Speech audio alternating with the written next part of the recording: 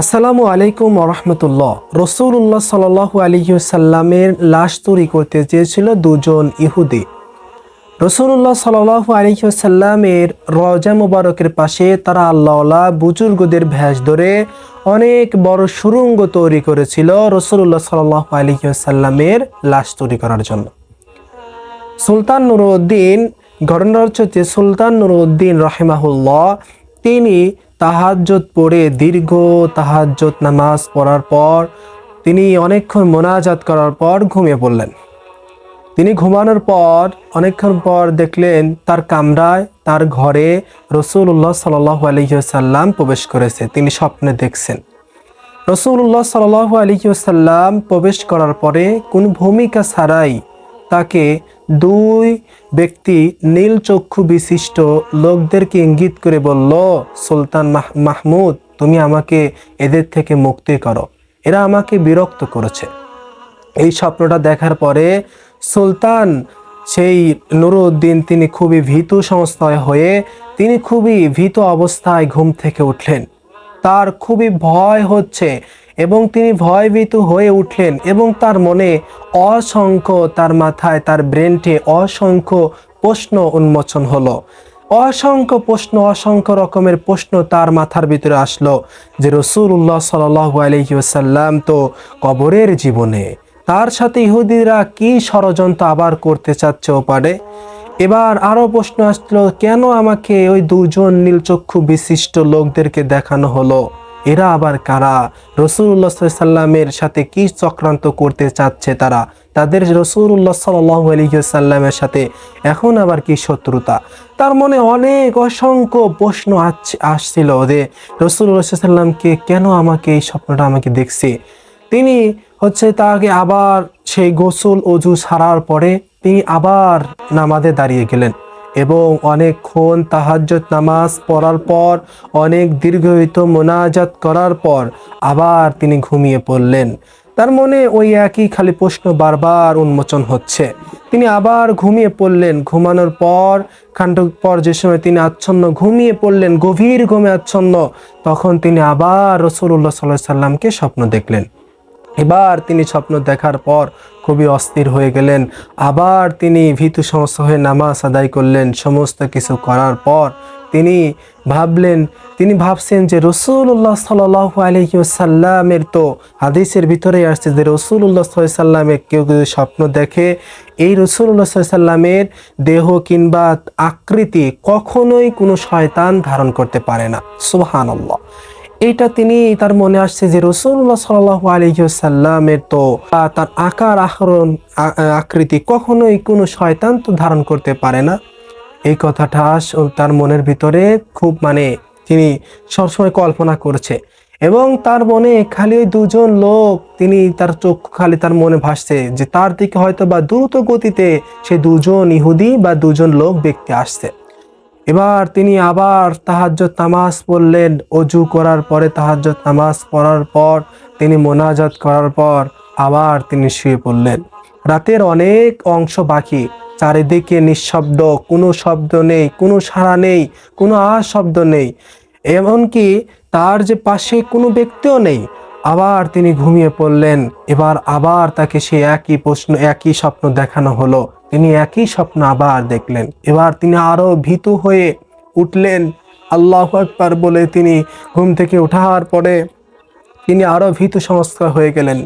তিনি এই স্বপ্নে এমন স্বপ্ন যে কারোর কাছে তিনি প্রকাশ করবে এমন স্বপ্ন এটা না।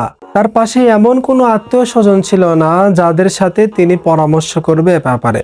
রাতের কিছু অংশ অনেকে বাকি। তিনি ঘুম থেকে ওঠার পরে আবার ফজরের নামাজ আদায় করলেন। ফজরের নামাজ আদায় করার পর তিনি চলে গেলেন সেই দেশের শাসকের কাছে, প্রধানমন্ত্রীর কাছে, জালাউদ্দিনের সাহেবের কাছে। তিনি চলে যাওয়ার পরে সেখানে সমস্ত কিছু তিনি আগে গোপনীয়তা তার আবদ্ধ করে নিলেন, ওয়াদা করিয়ে নিলেন যে আপনি এই কথাটা কাকে বলবেন না। গোপনীয়তা অবলম্বন করার পরে তিনি সমস্ত ঘটনা তার কাছে খুলে বলার পরে সেই দেশের প্রধানমন্ত্রী জালাউদ্দিন তিনি বললেন, হুজুর, আপনি এখনো বসে আছেন, জলদি করে আপনি মদিনার দিকে চলে যান এখনই।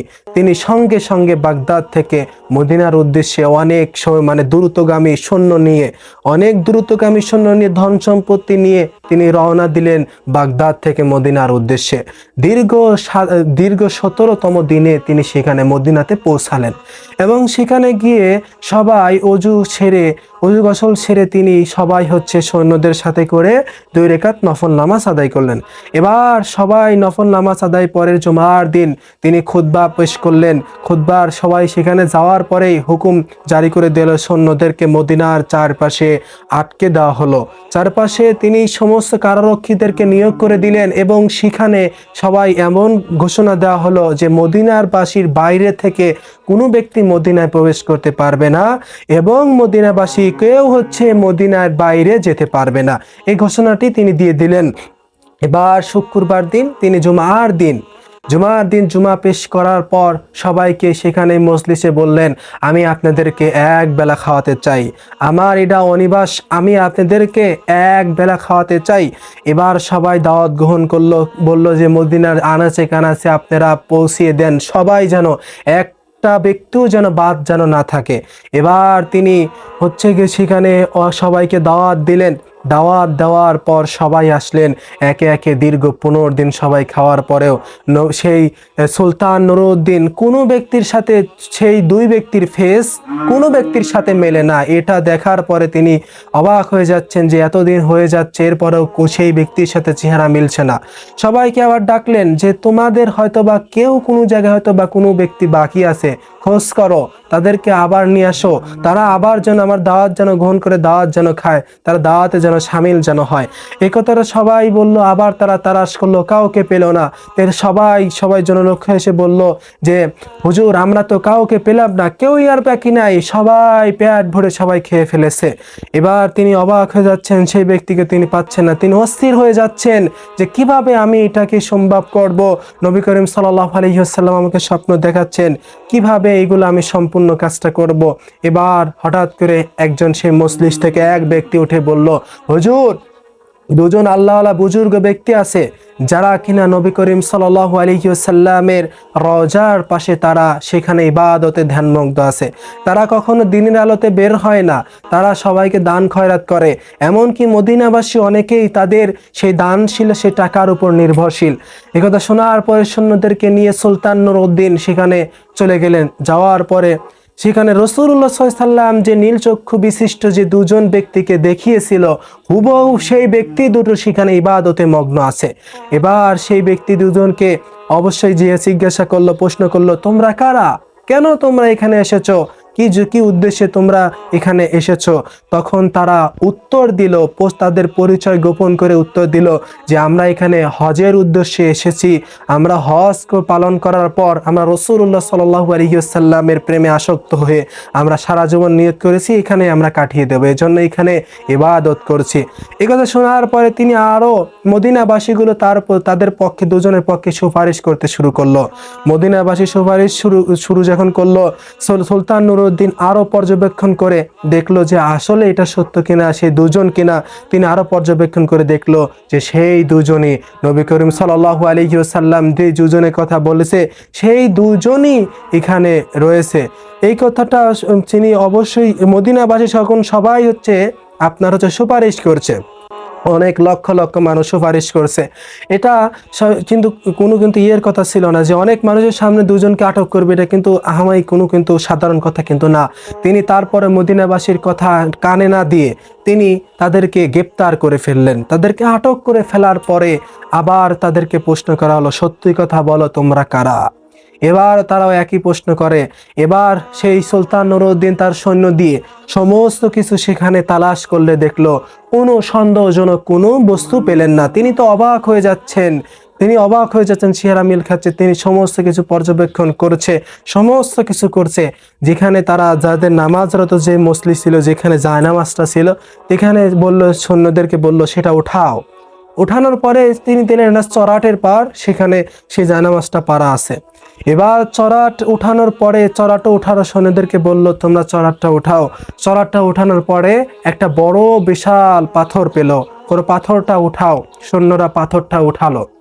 এবার পাথরটা উঠানোর পর তারা দেখলো যে অনেক বড় সুড়ঙ্গটা এমন দূরে চলে গিয়েছে যে নবী করিম সাল্লাল্লাহু আলাইহি ওয়াসাল্লামের রওজা মুবারকের একদম কাছে চলে গিয়েছে। সেখানে তিনি হচ্ছে সেইখানে যে সেখানে নবী করিম সাল্লাল্লাহু আলাইহি সাল্লামের একদম লাশের পাশে চলে গিয়েছে। এইটা দেখার পরে সুলতান নুরউদ্দিন খুবই মানে অবাক হয়ে গেলেন। কি অবাক কাণ্ড! মনে হচ্ছে যে দুনিয়া সমস্ত কিছু একদম ভেঙে পড়ছে, দুনিয়া মনে হয় খুবই কান্নাকাটি করছে এরকম মনে হচ্ছে, এবং দুনিয়া মনে হয় সমস্ত কিছু দুনিয়ায় অস্থির হয়ে পড়ছে। এবার সেই দুটো ব্যক্তির কাছে আবার গেলেন, তোমরা সত্যি কথা বলো, তোমরা কারা? কি জন্য তোমরা এখানে এসেছো? কারা তোমাদেরকে এখানে পাঠিয়েছে? এবার তিনি সত্যি যে দুজন এবার অনেক বিপদ সম্মুখী হয়ে তিনি খুবই ভীত সংকিত হয়ে বললেন যে আমরা দুজন হচ্ছে ইহুদি, আমরা এখানে এসেছি, আমাদের দুজনকে অনেক ধন সম্পত্তি দিয়ে এখানে পাঠিয়ে দেওয়া হয়েছে এই নবী করিম সাল্লাল্লাহু আলাইহি সাল্লামের লাশটা নেওয়ার জন্য। কারণ ইহুদিদের হাতে আমাদের যেই লাশটা হস্তান্তর করতে পারি, আমাদের আরো ধন সম্পত্তি দিয়ে আমাদের বড়লোক বানিয়ে দিবে। এই কথাটা শোনার পরে নুরউদ্দিনের একবার মুখ মুবারক তিনি হচ্ছে একদম লাল টকটক হয়ে গেছে, তার রাগ এমন ক্রোধ হয়ে গিয়েছে, এমন খুবই রাগান্বিত হয়ে গেলেন এবং তাদেরকে বলল যে তোমরা এই কাজগুলো কিভাবে সম্পূর্ণ করো, এই যে সুরঙ্গি তৈরি করেছো কিভাবে এটা সম্ভব করো? তারা এমনভাবে বলল যে আমরা সারাদিন এই আল্লাহর ইবাদতে ভণ্ডভাবে আমরা মানে মানুষকে দেখানোর উদ্দেশ্যে এগুলো কাজ করে থাকি, এবং রাত হলে গভীর রাতে মানুষ যে সময় ঘুমিয়ে পড়ে তখন আমরা এই কাজটা শুরু করি। কিন্তু আমরা এটা শুরু করার পরে দীর্ঘ অনেক দিন যাবত এটা করার পরে যে সময় আমরা সেই নবী করিম সাল্লাল্লাহু আলাইহি ওয়াসাল্লামের রওজা মুবারকের সেখানে যখন পৌঁছাই, তখন আমাদের কেন যেন মনে হচ্ছিল যে আমরা সেই সুড়ঙ্গের ভিতরেই মারা যাব, আমরা অস্থির হয়ে পড়ব, আমরা সেখানে আর আগাচ্ছে পারছিলাম না, তার লাশের কাছে টাচ করব আমরা এতটুকু আমাদের সম্ভবই হচ্ছিল না। আমরা এজন্য কাজ অনেকদিন মানে বাকি রেখেছি, আমরা এজন্য কাজটা অসম্পূর্ণ রেখেছি, আমরা সেখানে কাজ করতে পারছি না। এবার এই কথা শোনার পরে ঘোষণা করে দেওয়া হলো বিশাল বড় মাঠ, সেই মসজিদ নববী থেকে শুরু করে সেখান থেকে অনেক দূরে হচ্ছে একটা মাঠ তিনি হচ্ছে নির্ণয় করলেন। সেই বড় মাঠের ভিতরে তাদেরকে ঘোষণা দেওয়া হলো আপনারা সবাই ওখানে মদিনাবাসী সবাই ওখানে জড়ো হবেন। সেখানে জড়ো হয়ে গেলেন সবাই। খেজুরের লাকড়ির উপর তাদেরকে রাখা হলো দুজনকে, এবং সমস্ত কিছু খুলে বলা হলো মদিনাবাসীর কাছে যে ইনি এই করছো। মদিনাবাসী অবাক হয়ে গেলেন যে এত ভালো বুজুর্গ ব্যক্তিওয়ালারা কিভাবে এই কাজটা করতে পারে। সম্পূর্ণ ঘটনা শোনার পরে মদিনাবাসী অবাক। এবার সমস্ত কিছু ঘটনা যখন বললেন এবং সুলতান নুরউদ্দিন তিনি হচ্ছে সেই লাকড়ির নিচে হচ্ছে আগুন ধরিয়ে দিলেন। তিনি হচ্ছে সেই আগুন ধরে দেওয়ার পরে ঘটনার ভিতরে আসছে যে দীর্ঘ অনেক দিন যাবৎ সেই লাকড়িগুলো পড়ছিল, দীর্ঘ 11 দিন যাবৎ সেই আগুন জ্বলছিল, মানে সে আগুন জ্বলছিল এই এতটা যে দীর্ঘ 11 দিন সেই আগুনগুলো জ্বলছিল। এভাবে যে সময় নবী করিম সাল্লাল্লাহু আলাইহি ওয়াসাল্লামের ঘটনা মদিনাবাসীর কাছে প্রকাশ হয়ে গেল, দেখেন তারা নিকৃষ্ট মানুষের ন্যায় হচ্ছে সবার কাছে প্রকাশ পেয়ে গেলেন। এমনও হাজার যুবক আছে, এমনও হাজার মানুষ আছে আল্লাহর জমিনে এরকম মানে আল্লাহওয়ালা বুজুর্গদের ভ্যাস করে নবী করিম সাল্লাল্লাহু আলাইহি ওয়াসাল্লামের বিরুদ্ধতা কিংবা ইসলাম বিরোধিতার কাজ করছে। এবার সুলতান নুরউদ্দিন 1000 সীসা গলিয়ে নবী করিম সাল্লাল্লাহু আলাইহি সাল্লামের রওজা মুবারকের চারপাশে একদম প্রাচীর তৈরি করে দিলেন, যাতে ভবিষ্যতে কোনো ব্যক্তি যেন ইহুদির বাচ্চারা কোনো ব্যক্তি যাতে নবী করিম সাল্লাল্লাহু আলাইহি সাল্লামের লাশের পাশে যাতে না যেতে পারে। 557 হিজরির এই ঘটনা দেখেন, এই ঘটনা কিন্তু আশ্চর্যজনক একটা ঘটনা যে নবী করিম সাল্লাল্লাহু আলাইহি সাল্লামের আমাদের প্রাণপ্রিয় নবী করিম সাল্লাল্লাহু আলাইহি সাল্লামের রওজা মুবারক থেকে লাশ চুরি করতে চেয়েছিল ইহুদিদের চক্রান্ত খুবই ভয়ঙ্কর। আল্লাহ সুবহানাহু ওয়া তাআলা আমাদেরকে নবী প্রেমিক হওয়ার মতো তৌফিক দান করুক, তার আদর্শ মোতাবেক আমাদের জীবন গড়ার মতো তৌফিক দান করুক।